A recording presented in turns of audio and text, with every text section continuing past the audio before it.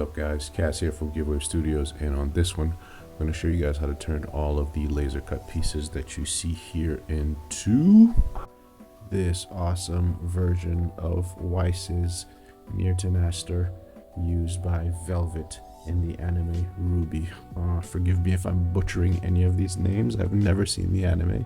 This was a really cool commission that came in through GiveWaveStudios.com, and I was so pleased with how it came out and how simple it was to put together that I decided to make a kit. All right, let's get it.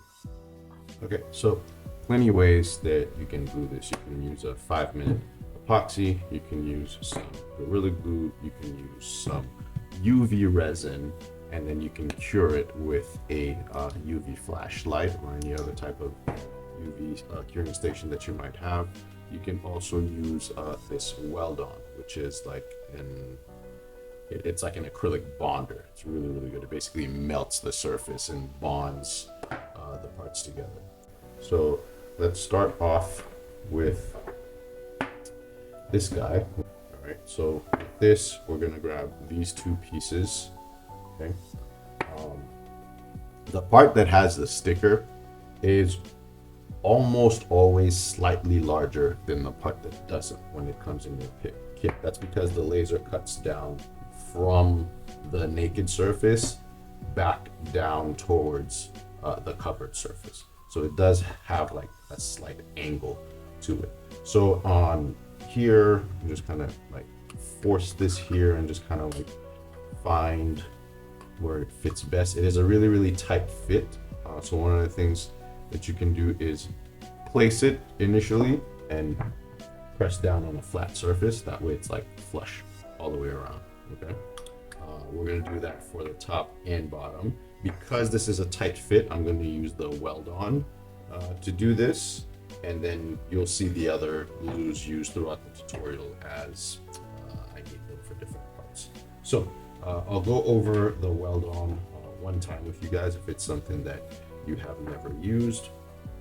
So again, knowing that this is my thinner side or my smaller side of my disc, I'm going to go ahead and grab this. I'm going to wipe it down before I glue it completely so there are no fingerprints on the inside, because once I seal this, there will be no accessing the inside of this. Okay. Alright, so I got it there a little bit, and then once you have that little bit, press down and get it nice and flush with your disc. Okay, and then once it's flush, I'm going to go ahead and grab my weld-on and just put a little bit of it in the cracks. Let me lift this so hopefully you guys can see what it is that I'm doing.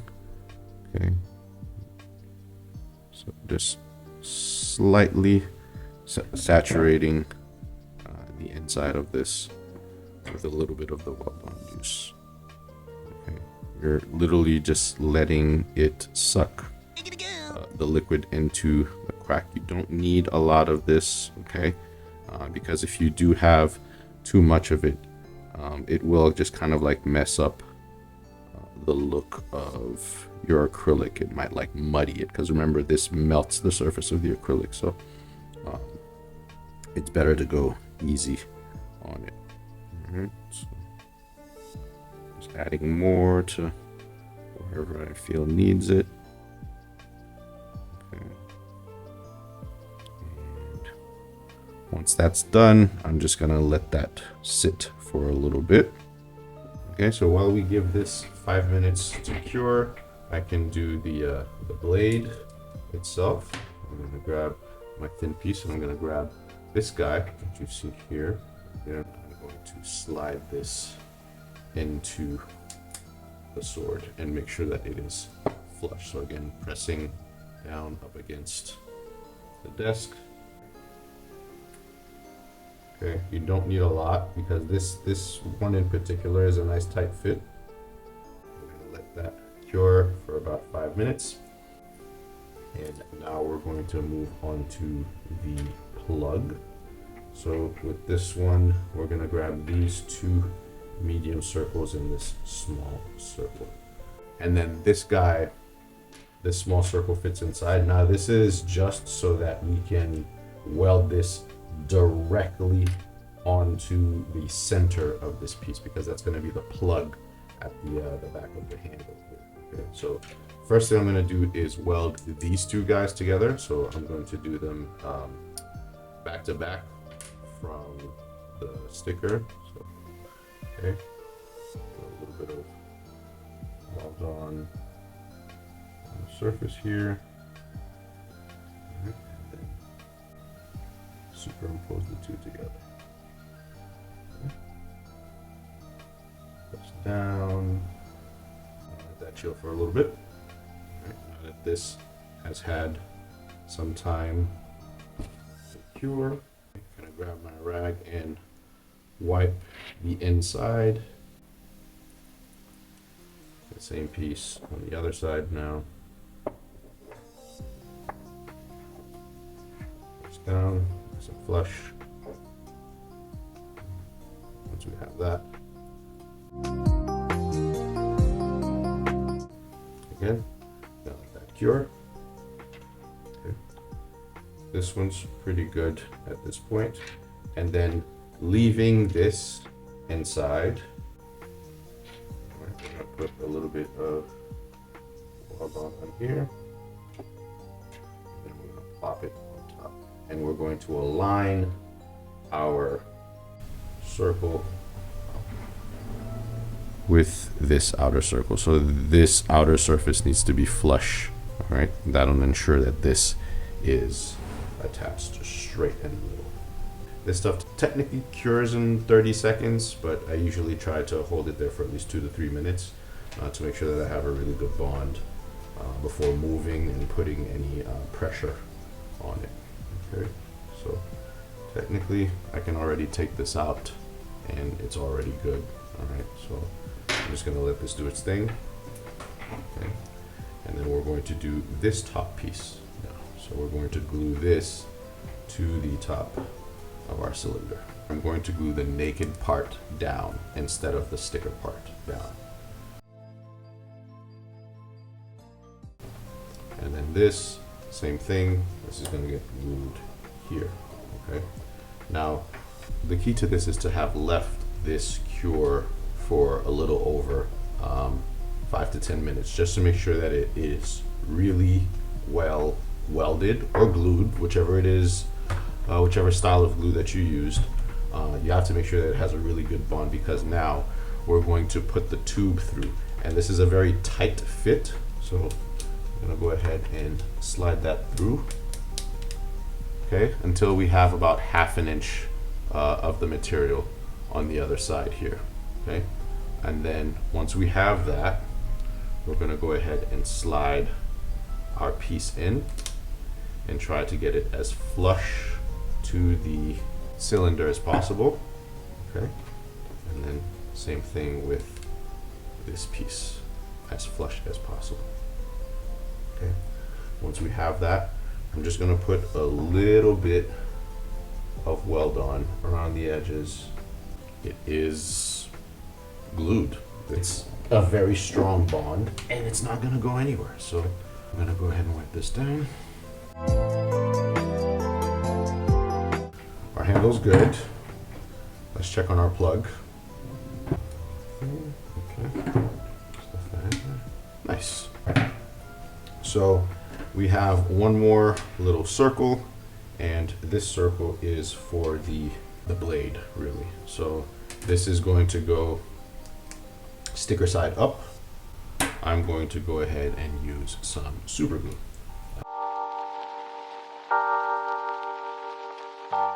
Technically that's already glued, but we're going to give it some time. We're going to leave it on there, and we can always reinforce by adding a little bit of 5-minute epoxy or some UV resin. In my case, I'm going to do a little bit of UV resin.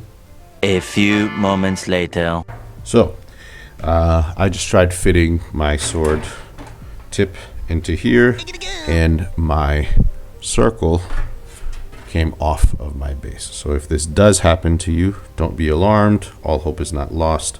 just grab your blade. You can either go tip first or base first, depending on how tight it fits inside of the tube. And you can just kind of go in here and just tap until that pops out.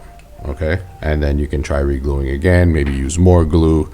Clearly I didn't use enough glue the first time around, so just tips and tricks in case things go awry.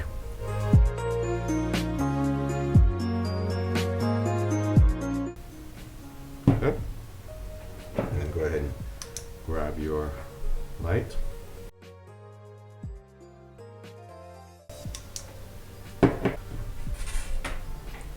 So now for the really fun part is putting these guys in. So these should slot in here and they should touch both steps. So bottom, middle, top.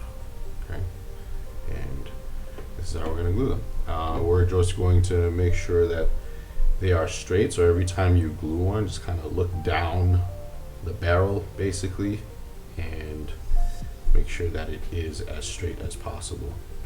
I am going to use some 5-minute epoxy.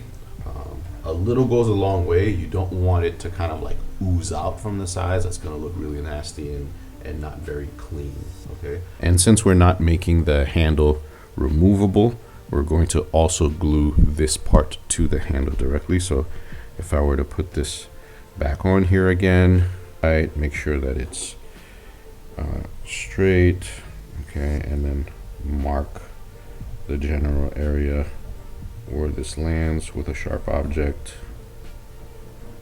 okay, and then scuff that up a little bit to give the glue something to bite onto.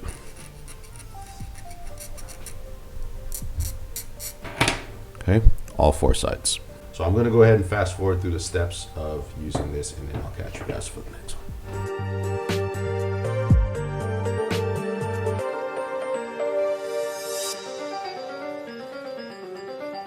Don't rush this, do one at a time. Make sure it glues, cures, and stays exactly in the position that you want it to be, so that everything is nice and straight at the end of the day with all of your pieces. But if you wanted to skip ahead and do 2 at a time, this is how I would do it.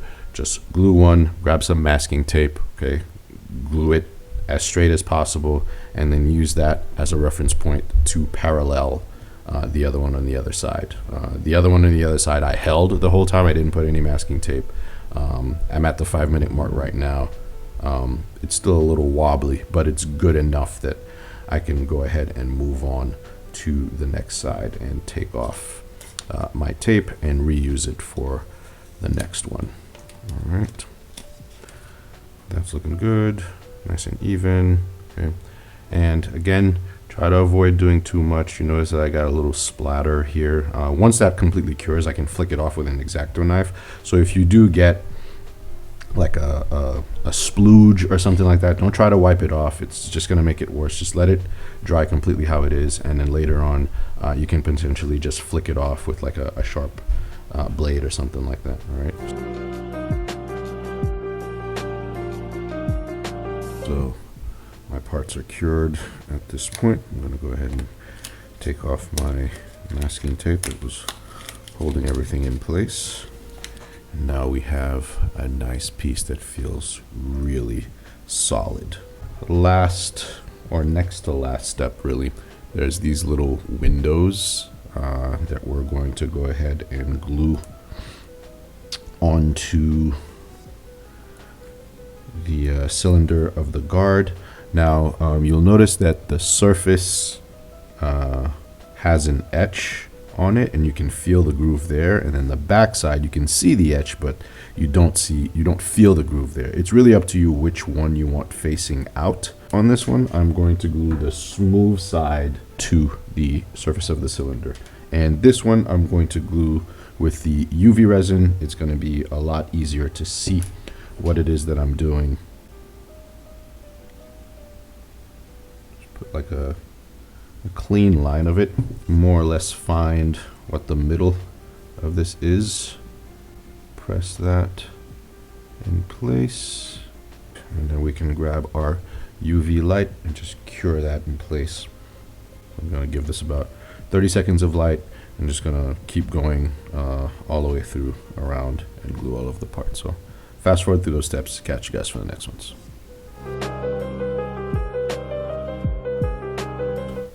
Nice and tight. Those are not going anywhere. Same thing with our little wings here. And all in all, this has completely cured as well. All right, so this part is supposed to be fairly tight. Okay, so when you slide this in here, you just kind of want to shimmy it in place and shimmy it out. Okay, so for a little shimmy, make sure that it's nice and straight, and there you go. You have a completed sword. All right. Fairly straightforward build, as long as you kind of, go easy with the amount of glue that you use so that you don't get any type of mess or anything like that. And then the piece de resistance, I'm going to go ahead and open my plug. And I'm going to grab one of these